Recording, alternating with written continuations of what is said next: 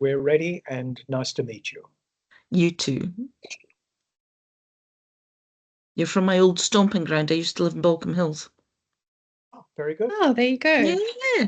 And I was over to Macquarie in October. Fantastic. I was in London last week. It's too far away from me. It's 10 hours away.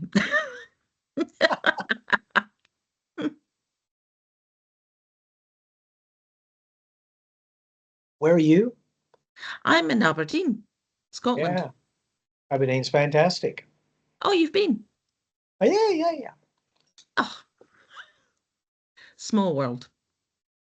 I was just in Aalborg in Denmark last week as well. So I was on the same gosh. latitude almost as you. Almost, yes. Academics do tend to get about, don't we? Absolutely. Absolutely.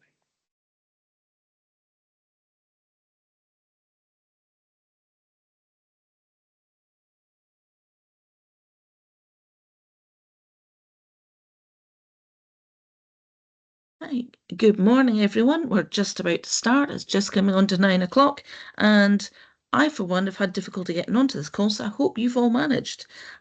So I'm joined here by Jeffrey and Georgia, and we're on 9 o'clock now. So welcome to this British Computer Society, British Medical Journal, Health and Care Informatics event this morning. It's at our journal club, and we have a wonderful paper this morning. And Jeffrey and Georgia are just are in Sydney at Macquarie University, and I'm in Aberdeen, Scotland. And I think Nat, our technical advisor, is down near London. So we're quite cosmopolitan today. Normally we meet on a Tuesday, first Tuesday of the month, 1st of July we are today. And normally it would be at British time at 5 o'clock in the evening. But because our guests are in Sydney, we are starting a very early start for us over in the UK at 9 a.m. And I'm delighted to hand over to Jeffrey and Georgia for their talk just now. Please pop your questions in the chat and we'll ask them at the end. Jeffrey, Georgia, over to you. Thank you very much, Kate, and thank you for the invitation. And thank you to the community for doing an early morning rather than an afternoon session, because we're in Sydney and that's really very useful for us. It's 6 p.m. on a wet evening, and we hear there's been, those of you who are in London, we hear there's been a big heat wave. So we hope you're keeping cool and everything's under control. So this is a paper that we wrote about a year or so ago, and it struck interest with a number of people. And so we're going to present the paper and then discuss some of the ideas arising out of it. So it's a study of learning health systems in primary healthcare, in general practice. And this is the paper, a snapshot of it, for those of you who haven't had a chance to read it. But you don't need to, because we're going to discuss it now. Thank you. So this talk is in 5 parts, and we're going to leave plenty of time for Q&A afterwards. So we're going to discuss a little bit about who we are, and then talk through the study and then the implications of the study as we go through our discussion. Thank you. So a bit about us. I'm Professor Jeffrey Braithwaite. I'm the lead for the Australian Institute of Health Innovation. I'll talk just a couple of words about the Institute shortly. But my co-conspirator and the person who's leading this work is Dr. Georgia Fisher. Georgia. Thanks, Jeffrey. I'm Dr. Georgia Fisher. I first trained as a physiotherapist and I specialise in the care of people with neurological conditions. But I've been working in research for the last 6 to 7 years or so, primarily in implementation science. And I'm really pleased to be here to present. And my background, I trained as a psychologist, but I never really did that. I became a health systems researcher and now lead this institute. So we're a bit unusual. Many times when you think of health and medical research institute, you think of people with maybe test tubes or microscopes. So we don't have a lab. Our laboratory is the health system. And we actually are very large. We're a very large institute. We're working in 152. We've done studies or are working in 152 countries. We've got 7 research centres. 4 of them are university research centres, and 3 are centres that come and go depending on external funding. But what you see on the tin is what you get. So I'm interested in resilience and implementation science of healthcare. Joanna Westbrook, another one of our directors, is interested in safe systems of care and aged care. Enrico Coira is a doctor who became a health informatics person, and he's interested in AI, big data, machine learning. Henry Cutler's a health economist, and he runs our Health Economics Centre. And then we have other centres that come and go depending on funding. And together, we've got about 330 people all doing health systems research of various kinds. What do? We try to provide evidence for people who are working in healthcare so we can have better healthcare. So we try and understand the complexity of the system. And we do a lot of work evaluating healthcare, either because we do interventions or other people intervene in the health system and we do evaluation with them, walking alongside them. We're very interested in behaviour because you can't have a changed health system, an improved health system, unless behaviour and practice changes. We use AI and machine learning and big data to support our work, and often we generate that. We're interested in new models of care and new ways of working, and if the pandemic taught us anything, it's that we could distribute healthcare and run virtual healthcare and still provide very good care to patients. And then we apply an economic and financial lens over our work because it has to have value. Thank you. So just to continue and finalize our snapshot of the institute that we're drawing on to do this work that we're describing today in the Journal Club, we've got about $58 million of research that we're running, and we're on investigators on 108 million of other research in other universities nationally and internationally. Got about 160 projects going on at any point in time, and we published 514 peer-reviewed publications in 2024. So we publish more than 1 paper every day of the year, but we're only going to focus on 1 because this is a journal club. Thank you. Thank you, Georgia. And we're very applied. It's not enough that we publish a paper, even though we publish a paper in a BMJ journal or New England Journal of Medicine. We really try to think through the complexity of the system. Can we provide evidence for improvement? Can we help tackle the next pandemic or climate change or rethink the way we currently do healthcare? And that's a theme of what we're now going to discuss with you. So here's a wave from the Institute. We're in Sydney, Australia, but we're also in other parts of the country.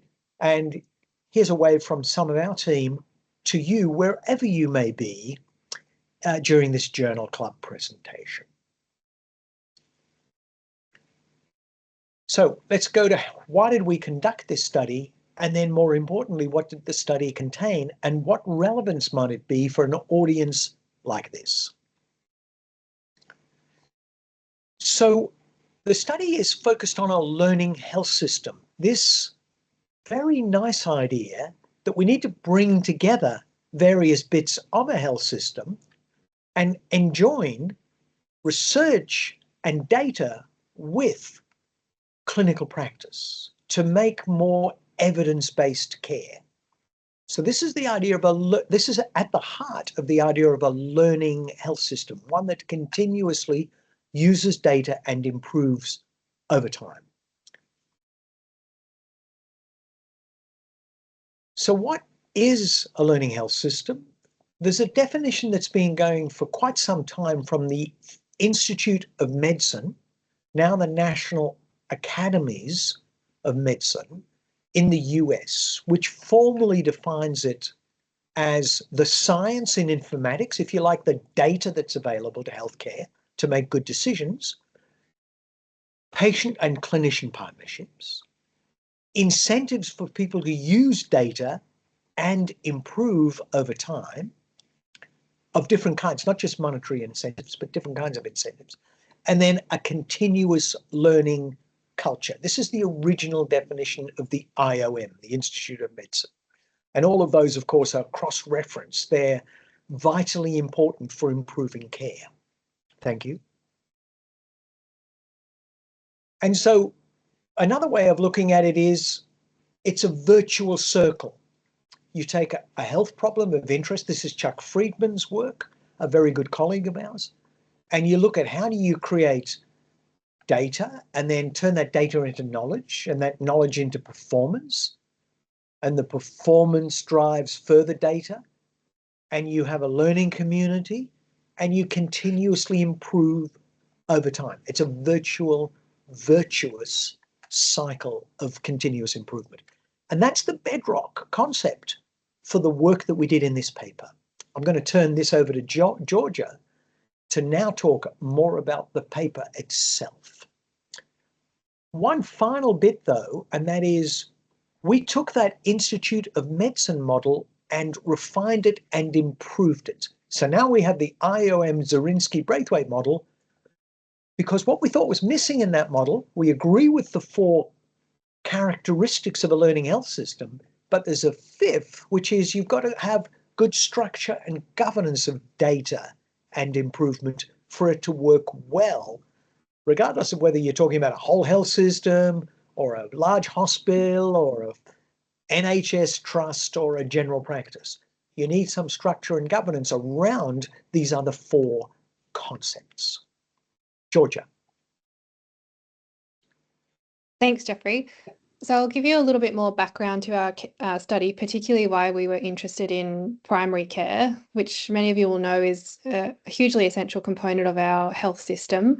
And our common factor between the UK and Australia is that primary care is largely provided by general practices.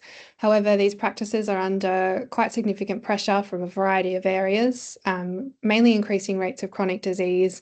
And particularly in Australia, we've got stagnating workforce growth and restrictive funding models.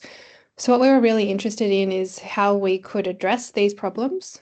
And we know from multiple studies that the learning health system is an effective model to improve care quality and safety.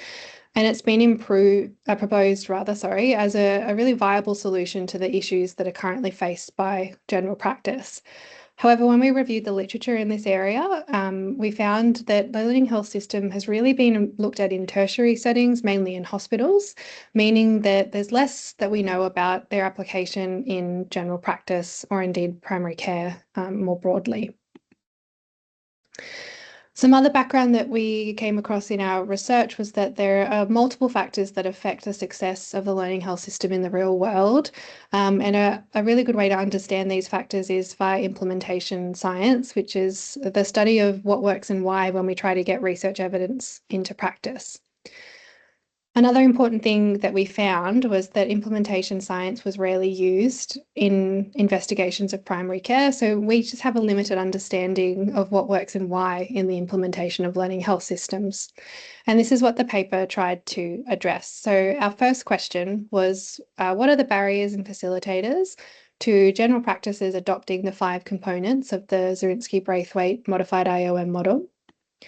And then we wanted to make evidence-based recommendations that can help general practices who are on the journey to becoming learning health systems or who want to implement best practice learning health system principles, because in reality, everyone is somewhere on the spectrum of a learning health system in both the UK and Australia and all over the world. So how did we conduct this study? Our study was a secondary analysis of some qualitative data that we'd collected in the general practice that's affiliated with our university, Macquarie University, which has its own health clinic and also its own general practice. Here you can see where the general practice is in Sydney, so it's in the northwest. And what we did was we conducted interviews with almost all of the staff in the general practice, and we based our interview questions on the modified learning health system framework, and then conducted a thematic analysis using 2 frameworks, so the modified learning health system model and also the theoretical domains framework. And I'll just go back into this model and this framework to give us a refresher. So as Jeffrey covered before, the Modified Learning Health System framework has 5 components, and these include science and informatics, patient-clinician partnerships, incentives, continuous learning culture, and then finally structure and governance, which we've added here at Macquarie University. And as we mentioned before, all of these concepts are related, but for the purposes of this analysis, we've separated them out. Then we've got the theoretical domains framework, which is a well-established implementation science framework that really looks at the drivers behind behaviour. And so in this case, we were looking at the drivers behind the behaviour of taking up the learning health system in practice, in general practice. So the theoretical domains framework is split into 14 domains, which are in 3 categories. The top green category is looking at someone's capability to exhibit a behaviour. The middle purple category is looking at someone's motivation to exhibit a behaviour. And then the bottom purple category is looking at someone's opportunity to exhibit a behaviour. And we looked at the data in relation to all of these domains to really get at what drives the success or even the failure of a learning health system in general practice. So what did we find? I'd like to start off with just a visual overview of how we coded the data in relation to both frameworks. I'll walk you through these figures. So essentially running down the left of each figure are the TDF or the theoretical domains framework components. And then each circle represents how many quotes we had in relation to the 5 learning health system model components. So for example, if we look at the orange circles, that's the structure and governance quotes. And we can see that we had quite a lot of them in relation to environmental context, social influences, and memory, attention, and decision-making, and really less of them in relation to intentions and goals, which makes sense that the structure and governance and policies of an organisation would relate to these things. When we looked at science and informatics, we had quite a number of sub-themes come up, and I'll just run through a couple of these, and we will provide the slides to you afterwards so that you can go through these in your own time, or indeed the published paper. But a key thing we found with science and informatics was that different professions had different access to science and informatics. For example, GPs access things that admin staff couldn't, or practice nurses couldn't. And that also low knowledge about how to access information, or a perception that it's really difficult to access informatics, really precluded people from engaging with this aspect of the learning health system, which really makes sense. If you think something's too hard or you don't know how to do it, you are very much unlikely to do it. So I think a key lesson for a general practice wanting to implement the informatics component of a learning health system is to really overcome these barriers and make sure people have adequate knowledge and adequate capability to use the informatics.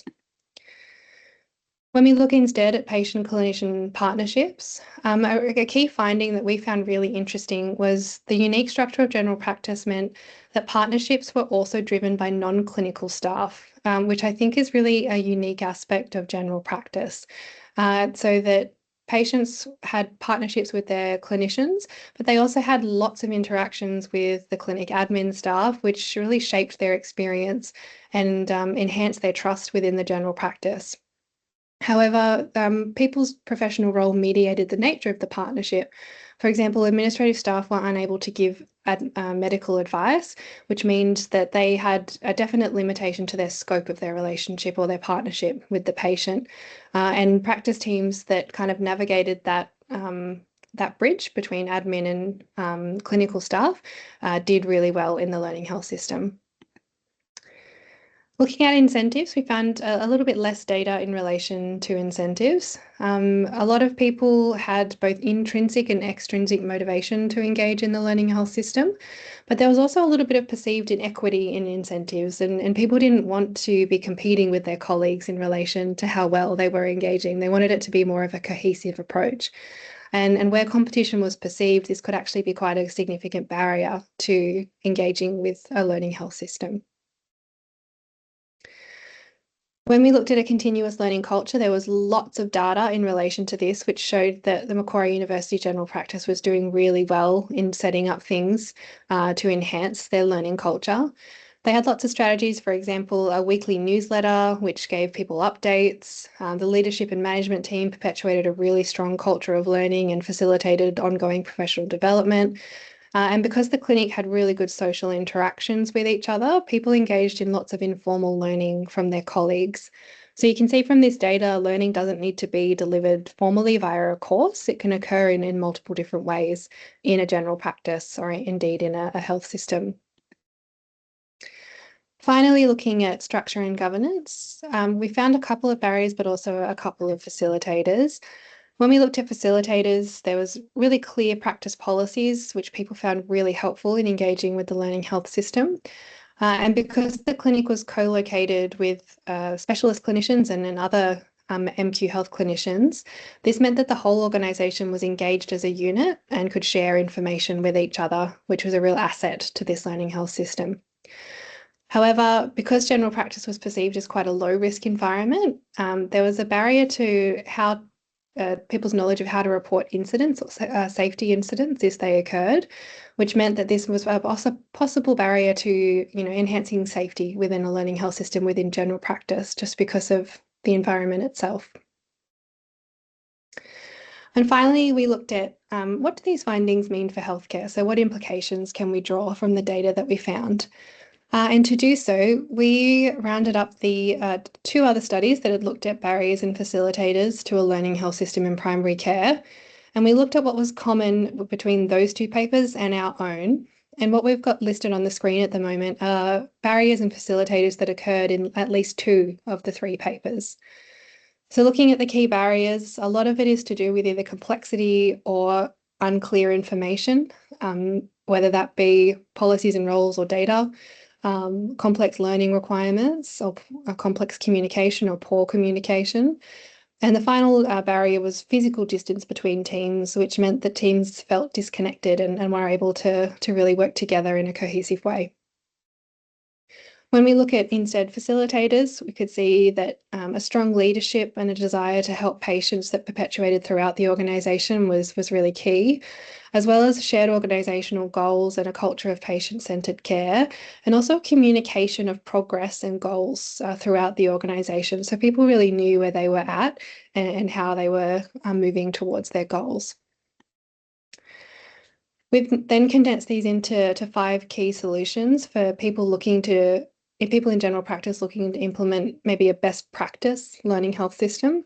And these are really key things that general practices can look to do, regardless of where they are on their journey towards a learning health system. So establishing formal lines of communication and feedback with patients, using diverse models of care and communication that suit both clinicians and patients, providing a weekly practice newsletter to share updates and progress, using multidisciplinary leadership teams that include representatives from all practice staff, including administrative staff, and that really modelled a whole organisation learning culture. And then also the instigation of mentorship and buddy systems between senior and junior staff to encourage learning. So that's a summary of our work, but I'd really like to hand back over to Jeffrey to give a little snapshot of some of our more recent learning health system as work as a bonus kind of episode of this presentation. So just think about what Georgia said, and congratulations, Georgia, for leading this study. I think it is a very nice piece of work to meld both what practice staff were doing and what they were reporting to us with how does that fit into a learning health system type model. I think that's one of the strengths of this paper. And the other bit is, who knew that it was all about data and people? Who knew that healthcare was really about the continuous improvement by working with people and data and incentives, but people and data to try and improve things for patients and for the staff that provide the care to patients. So we've taken this learning health system model to other places, not just in this study. So just very quickly, we've been thinking further about, is this comprehensive enough, this kind of framework? And one of the bits that we're missing in a more recent published paper published only this year by Louise Ellis and Georgia Fisher, is putting in this idea of equity and ethics. In other words, not just having a learning health system with incentives, and it's all about the data and continuously improving, but can we provide care and data and relationships in an equitable and ethical way? So that's a dimension that wasn't in the original Institute of Medicine idea of a learning health system, but we've now added two things: structure and governance and equity and ethics. We think this is now a more comprehensive idea that people could work with wherever they are on their journey or wherever they are in terms of where they're located in the health system: general practice, hospitals, foundation trusts, whatever. Thank you. And so the core idea is practice to data, data to knowledge, knowledge to practice, having a virtuous circle of activity with all the elements of a learning health system around it. So in this one slide, we're bringing everything together that we know about learning health systems, and people can use this almost like a checklist or a model for where their own organization is on their journey to a learning health system. Thank you. And then just finally, we've also been thinking through, well, what about the fact that healthcare is not just going through a difficult time with all the pressures and challenges that Georgia mentioned in those very first slides, but we're also facing, you know, a very disruptive world. I'll leave the White House and the craziness in politics to one side for a moment and give you a break from that. If your feed is anything like mine, you're getting that all the time. But just take two things that are further disrupting healthcare in the UK, in Australia, everywhere, is the potential for a future pandemic. Have we learned enough from this pandemic? And the potential for climate change to accelerate. I understand it's in 30 degrees in London at the moment, and that's not usual. I was there last week when it was something like 35 degrees, the week before last. So climate change is also a disruptive force, which is creating more patients descending on the front lines of care, emergency departments and general practice, which is posing even further challenges to healthcare. So we've designed this idea of Learning Health System 2.0, which is taking the learning health system model and saying, can we have a learning health system that future-proofs healthcare against future pandemics and accelerating climate change? So we leave that with you. It's on our website. You can look at that white paper if you wish. Thank you. And so finally, we think Learning Health System 2.0 is a learning health system that's continuously improving, using data wisely, having partnerships between clinicians and patients, all the things that we've mentioned, but also is going to be able to mitigate against future influxes of patients coming as a consequence of pandemics and climate change, learning fast enough to deal with all of that disruption and advancing the health of such patients in the light of the strenuous challenges that all health systems are now facing. So that's just an add-on further work that we've done arising out of the paper that we're presenting in the Journal Co-op. So we're coming to a close. We're going to stop now. We've Kate delivered on time, I believe, and covered a lot of ground to generate some time for questions and observations and comments if colleagues care to make those. And if not, we can finish up and leave you with this package, hopefully explaining our paper in sufficient depth for colleagues to understand it better. Thank you very much. Back over to you, Kate. Thank you, Jeffrey and Georgia. That was fascinating, and I for one, am blown away by your research funding and the breadth of what you're doing. It's absolutely amazing, and we're so fortunate to have you here today. We've got a question here from unknown. Is the GP surgery used for the study representative of the majority of surgeries in Australia? Start with that. I'm going to get Georgia to answer that, but my first point would be this is a university stroke community practice. So it interfaces with staff and students from the university, but also it's in the community in 2 locations, one within our hospital, which is on our university campus, but it's also got a second site in the community here on the North Shore of Sydney. And I think you know that quite well, Kate, because you once lived in Baulkham Hills. Is that right? Yes, Not far away from it. Yeah, 10 so minutes. You know this area quite well. So it's probably more diverse in nature than a typical general practice, which, primary care tends to focus on 1 or 2 things. And this is dealing with quite a large population. There's 50,000 students in the university and, 6,000 staff, something like that, plus a community, a suburb that we're in. So it's probably dealing with a diverse range of patients. It's also, I'm sort of biased a bit, but it's also quite a good practice in the sense that I think the GPs are motivated and well-trained and quite switched on, and they're wanting to be a learning health system. So it may be not typical for those 2 reasons. Georgia, you were the one who in-depth went in there and really had a look at it further. What would you say in answer to that question?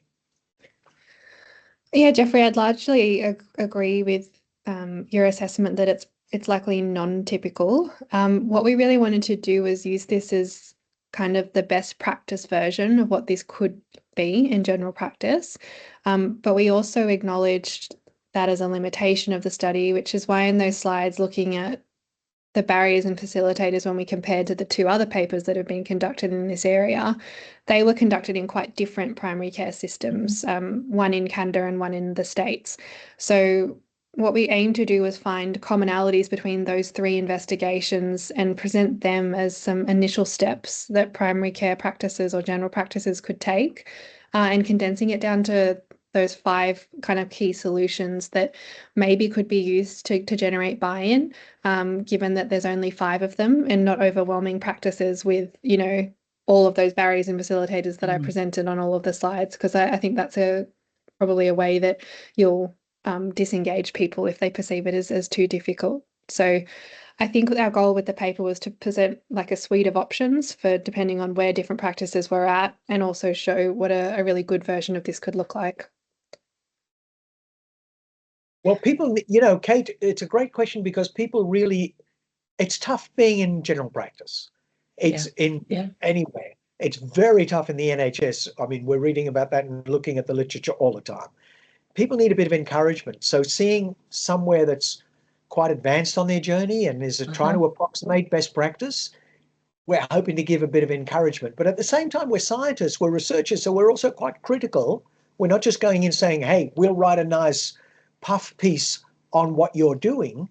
So we want a best practice example, but we're also quite critical about, they also face some barriers, it's not just all good sunshine and light. Hope that helps. Thank you, Rebecca, for your question. That's really perceptive. And you've gone on to say about how engaged surgeries can be. This one certainly was. And you're talking about more antiquated setups and non-training based GP practices in the UK. Supplementary question there, to go with the supplementary papers that you presented. With the Learning Health System 2.0, what about the interface between primary, state and private interface? Sure. Australia is a mixed health system with about 1/3 of all care being paid for privately through private health insurance or co-payment, or the patient paying directly. So it's got more of a private sector than, say, the English NHS has, or some of the European health systems. So we think the learning health system model can apply to both private and public, and certainly fits in to the interface between primary, state and private care. Australian GPs can bill you through our Medicare, our taxpayer-funded part of the system, or they can charge you directly. And some practices do both, and some practices do one or the other. So the learning health system model can apply to both kinds of practice. Okay, thank you very much. Please post any other questions in the chat. I'm really interested in how you discovered 2 additional factors to the learning health system.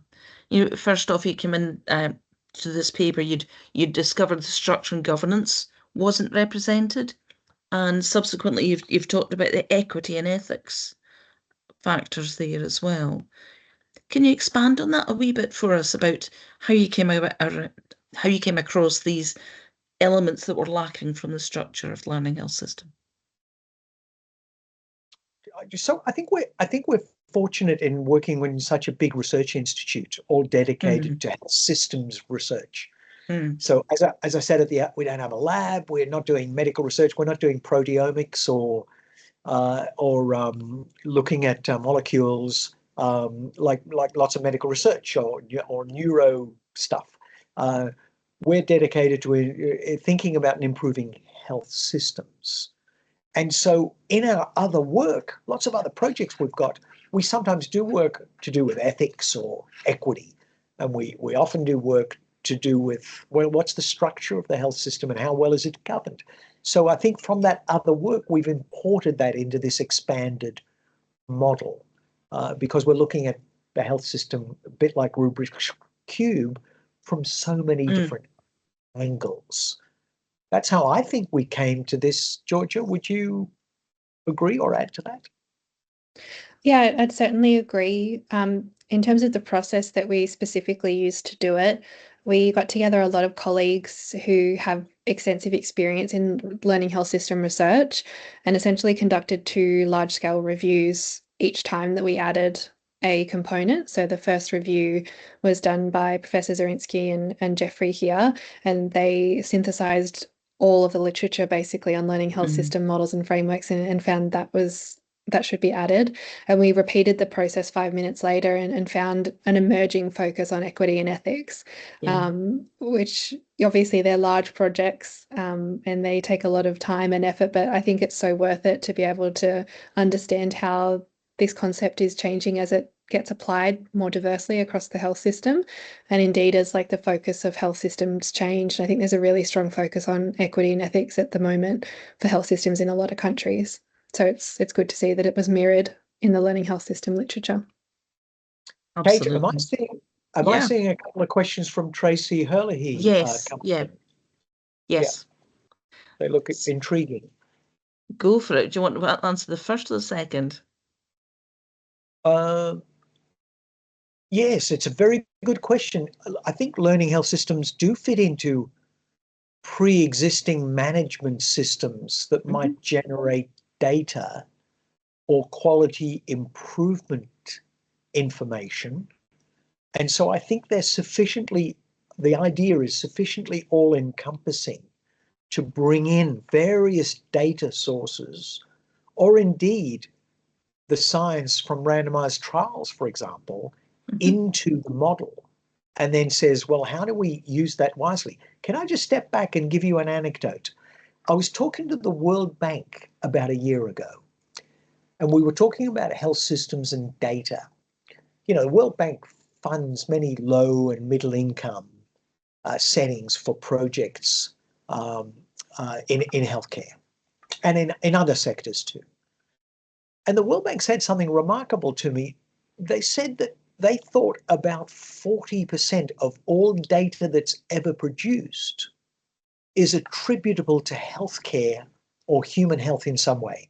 Now think about that. All the websites, all the internet, all, Facebook and whatever, 40% of all the data that's produced is to do with health systems or genomics, your genomics data or your test results or your patient histories, whatever.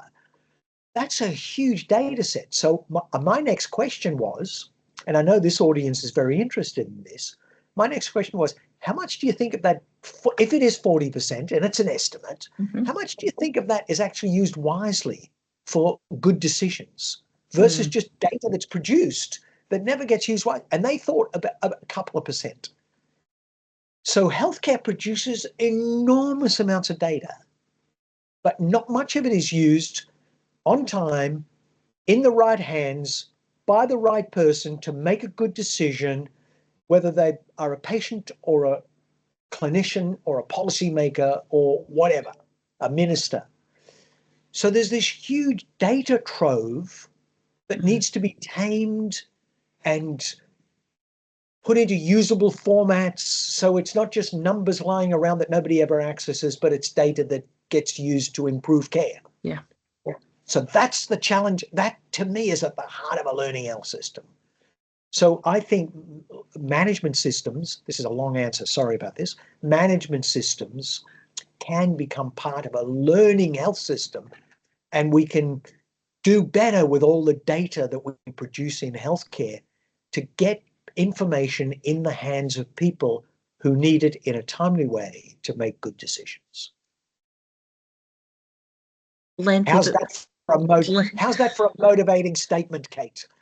It's very wide-ranging and much appreciated. 40% is astonishing, isn't it? It's But then when you astonishing. think about the statistics about the number of people employed in anything related to health and social care, it's like 1 in 7. Yeah. It's so it is really important. It's personal, and person-centered care comes into it, and all these people employed in health and care related professions are dedicated to it. So yeah, I could believe that 40% could go with that. No family, even in a 1-year cycle, is untouched by the health system. Everybody needs healthcare, and if you get older, Georgia's exempted from this, of course. But as you get it's just older, me. That's me. like some people on the call, you need more healthcare. Yeah. And hopefully it's there when Georgia needs it in the future. But not for now, Georgia. You're doing well.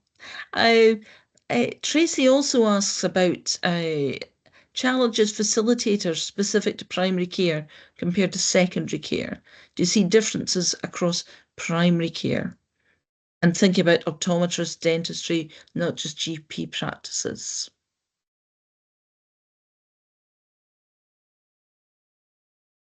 What do you think, Georgia? So in this study, we really focused on general practices as a starting point. When we looked at the literature, there wasn't a whole lot that had been done in other elements of primary care. So this was our starting point. I think in Australia, at least, we rarely see learning health systems applied in allied health because they're managed slightly differently to the rest of the health system. And at least in Australia, primary care practices are often their own businesses. And so it's a lot more diverse and diffuse and separated. So I think it probably is a little bit different in the UK from what I understand of how things are set up. But it's probably going to be a little while before we start seeing things transfer. We're only just starting to see them transfer from kind of hospital investigations into general practice. I think the next step will be to take it to other elements of primary care as well. Yeah. Tracy, hopefully that answers your questions, and thank you so much for posting them. Any other questions? Pop them in the chat for us. What directions are you going in now? Where does this paper lead the next steps? Georgia? Well, we've continued to work with the general practice since publishing this paper, and we've actually published a follow-up paper specifically on how they're looking at the patient experience through a learning health system model, which was, I can also link to this presentation. And it was interesting as well to step back in touch with them a few years after this work and see what was different. The work that we're presenting was conducted at the tail end of the COVID pandemic. So we felt that that was a very different kind of context of a health system to, 2 years later. What we're also trying to do is to create a network of general practice in Sydney who are interested in learning health systems, and we've got a couple on board, and we presented at the the Wonka conference a couple of years ago with them. We had 4 practices who were presenting how they were integrating it. It was really interesting to see as well because they'd all done it in slightly different ways, and some of them had allied health integrated into the practice, for example. So essentially moving forward, we're just trying to keep building on that network so that we can get more and more general practices involved who are interested in learning health systems and either starting or continuing their journey towards one. And then Certainly the here. other area, sorry, go on. Kate. No, not at all, Jeffrey. On you go. The other area that we're doing a lot of work in is climate change and health systems, and climate change and human health. Yeah. So, so healthcare's got what we have described in a couple of papers in Nature Climate Change, it's a big sort of climate change journal, and also in the BMJ, is healthcare's bidirectional problem. So healthcare, on the one hand, is a major emitter of greenhouse gases. Yeah. If healthcare was a country, it would be the 5th largest emitter of greenhouse gases. Wow.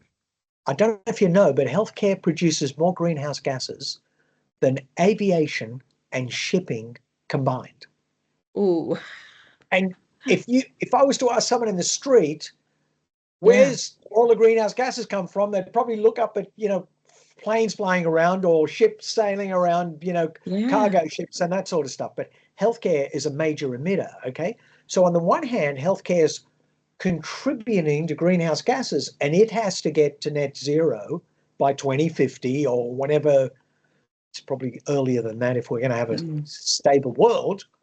But the bidirectional bit is very interesting because healthcare is also on the front lines, especially general practices and emergency departments, to deal with new patients that are coming in as a consequence of climate change, heat spikes or floods. In Australia, we have floods. In London, they're having a heat sort of wave at the moment.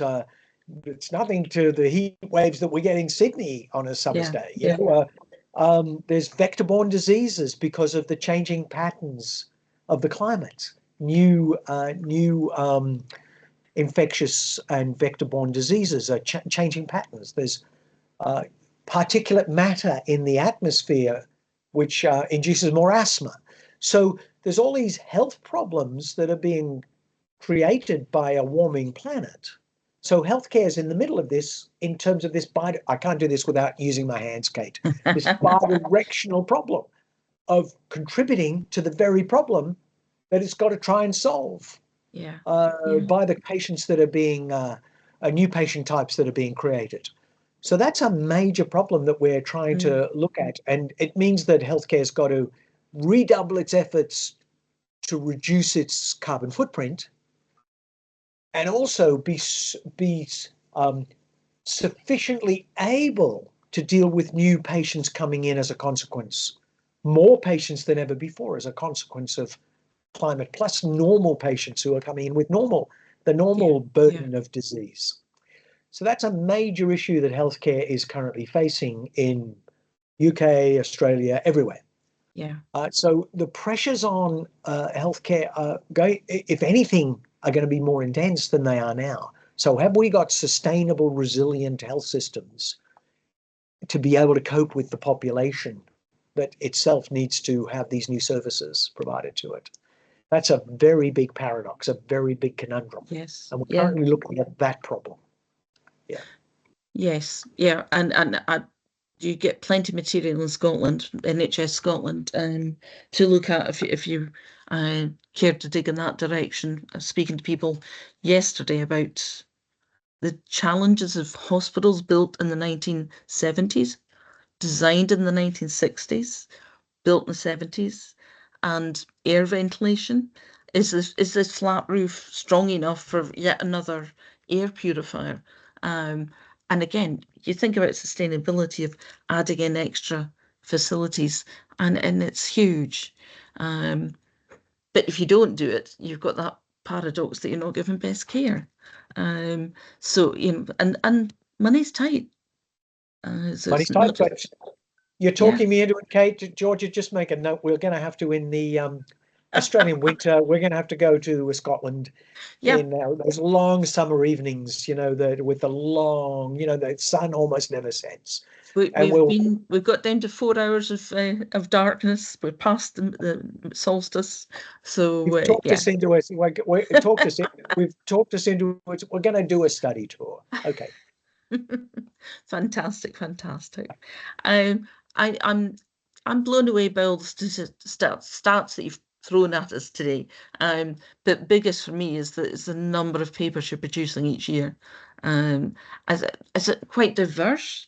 What's Yeah. your sort of range that you're looking at? What proportion would be suitable for the BMJ HCI? Yeah. Well, we published a lot in the BMJ suite of papers. In fact, Mhm.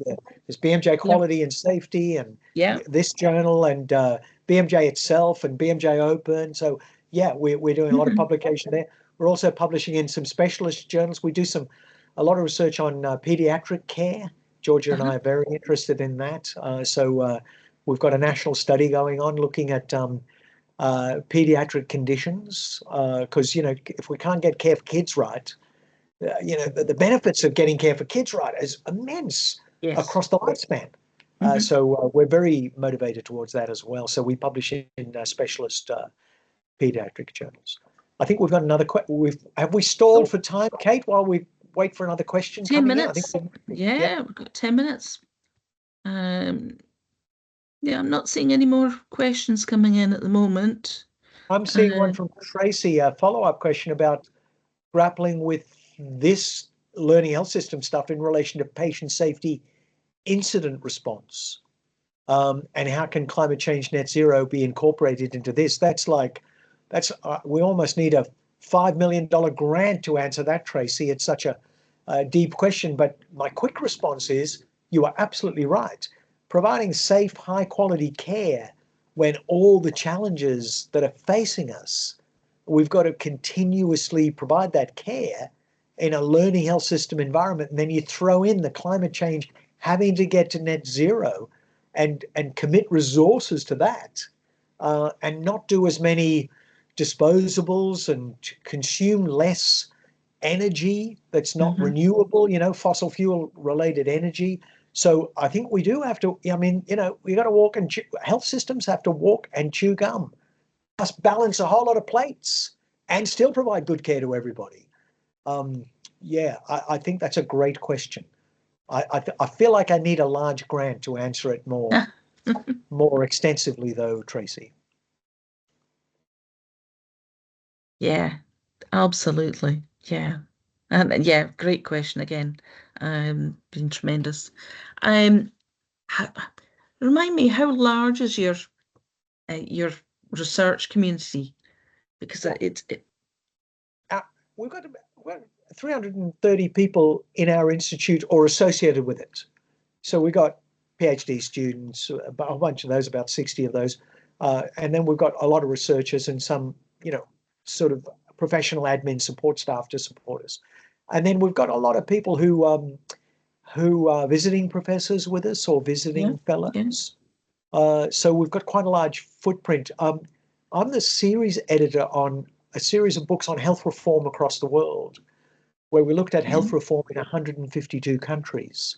And we've got a big project at the moment with Denmark, which is going through its own health reforms, trying to make general practice the cornerstone. And we're working with them, thinking of setting up an observatory on not learning health systems as much as having a watching brief on health reforms across the world, because everyone's going through some form of change, improvement, reform at the national level. And how do we have a good handle on that? How do we have a really good perspective and swap learning on that across the world? Because you can learn a lot, in developed health systems, you can learn a lot about reforms that are going on in low and middle income settings too. But we don't tend to do a good job of learning from that. So we're trying to set that up. So that's another area where we're looking at how can we share knowledge and learn from each other and not reinvent the wheel all the time. Yeah.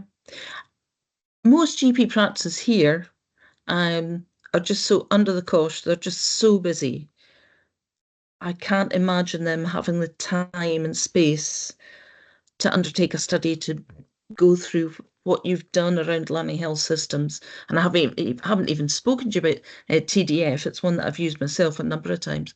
But to have a GP practice that has the time and space would be unusual here. I know you're very engaged GP practice on the university premises. Would most GP practices be able to engage in the way they have? I doubt most. I think if you put a normal distribution over general practices, we've got this one that we're trying to look at for its exemplary properties, characteristics. I think there'd be others that are right down the other end.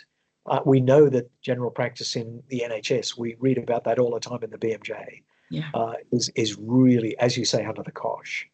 But unless we give clinicians some degrees of space to think and do their own research or their own continuous improvement, are we really going to have better care for patients? Now, that's I don't want to retread there because it's not my role to critique colleagues in the UK, but maybe we're asking too much of some settings, and we need to ask less of them to provide better care. Less sometimes is more. I don't know, Georgia, you've done a lot of research internationally as well. Have you got some observations here? I think in Australia, one of the things, I think we've definitely got a spectrum of practices. So I think you'd be able to find others that would engage with something like this. We've got organisations called primary health networks, which are funded by the Commonwealth Government, whose entire remit is to help general practices within their region to improve and become better. And part of that organisation is usually people who are practice facilitators or heads of quality improvement, and their whole role is to, as Jeffrey said, lessen the ask on GPs by taking on some of that involvement. And speaking to PHNs or primary health networks around the country, they do describe a really broad spectrum of practices. They've got practices in their region who are super engaged and really just wanting to do well, and practices who are, under the pump or in really remote areas with limited resources and so are unable. And so what they try to do is, engage the practices that are engaged and then learn and then spread those learnings across the system and help the practices who can't maybe engage in research to benefit from that through additional resources or support. So I think that's probably how it works in Australia. I'm less familiar with how it might work in the UK, but I think that's a really nice way to take the pressure off general practices. Yeah. No, I think you've nailed it there, definitely. And all you can do is keep offering opportunities to get involved in research, and hopefully the word spreads and people get an angle on that. Another aspect of their medical training is really to get involved in research. And it's a pity when people just don't have the capacity to do that. Are there any final things you'd like to say? As I said, I've not touched the TDF. It's one I've used a few times myself. Did you find that it was a good framework to work with in your research for this paper? I found it really nice to work with because we were looking at clinician level behaviour. So I think the TDF is really well suited to that. When you look at some of the other implementation frameworks, they take a broader view, which is good in some cases, but can overcomplicate it sometimes. Or maybe when we're looking at a single practice, we don't really need elements of maybe some of the frameworks. So I think it's really good for when you're wanting to look at individual clinician behaviour characteristics. And then I think if we had been looking at the system level, we might have gone for something like the CIFA instead to get that broad overview. The Consolidated Framework for Implementation Research, CIFA. Yes, indeed. Yes. One I tended to point students towards was the combi model, which is so it's nice and simple. It's they can get a handle on that. But there's lots of frameworks out there, and I always say use them. They make life easier. They don't complicate it. They make it so much easier. Yeah, no, and Tracy's just giving a final comment there. She's been using the NAS, which is Trish Trish Greenhouse's Greenhouse, yeah. creation, and that's Mhm. people find that very useful too. So you're right, Tracy. That's another one in the toolkit to be Yeah. mobilized depending on the problem you're trying to solve. Yeah. Yeah, I'm a huge Trisha Greenhill fan. Influenced my own PhD all those years ago. It's been fascinating speaking to you this morning. I'm so glad you accepted the invitation to come and talk to us. Yes, it's been 9 o'clock in the UK in the morning, and that may have limited the number of people that could come along, but I assure you that people will catch up. They'll watch the recording back. So you've reached out a lot more than is represented in the numbers on this today. But it's been absolutely fascinating, and we've covered such a wide range of things that I'm just delighted to have talked with you. And hopefully you have a good day out in Australia. Good evening. You're at evening time now. And thank you so much. Really good to meet you. Thank you indeed. Likewise. Thanks, Katie. Okay. Bye. Bye. Bye.